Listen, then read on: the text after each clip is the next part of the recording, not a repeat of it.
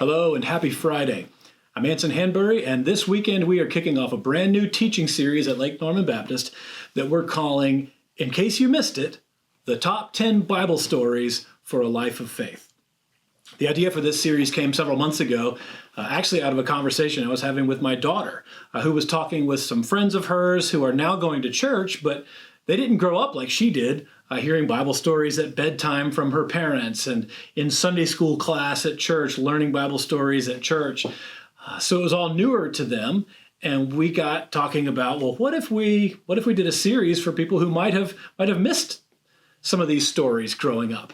And what if we talked about the meaning of them and the significance of them from a grown-up perspective? Like, hey, why these stories are important, not just for kids, but for all of us, and how the stories of the Bible build our faith and how they're given to us for the purpose of building our faith.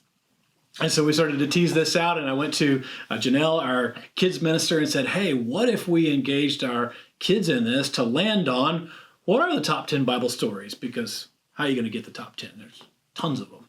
So we did a fun activity that Janelle led with our kids where we did around March Madness. We did a bracket system where we put a bunch of different Bible stories on the bracket and the kids voted, and we've landed on the top 10 according to the kids of Lake Norman Baptist, and we're going to start counting them down this weekend. So this Sunday, don't miss church. If you can't be here in person, join us online. We're going to start with number 10. And I'm not going to tell you what it is now. You got to be here or you got to watch to see what it is. But we're going to have a lot of fun with this on a couple different levels. So in case you missed the story itself, we're going to tell the story. I can almost guarantee that for nearly all of us, there are details in every one of these stories that we don't remember, that we missed. And as I've been preparing for this series, and as our other pastors are preparing for the sermons that they're going to preach, there are a lot of details in these Bible stories that you don't get when you just get kind of the kids' summary version. And so we're going to hit some of the details in these stories that are insightful and helpful for us to really get at their meaning and significance.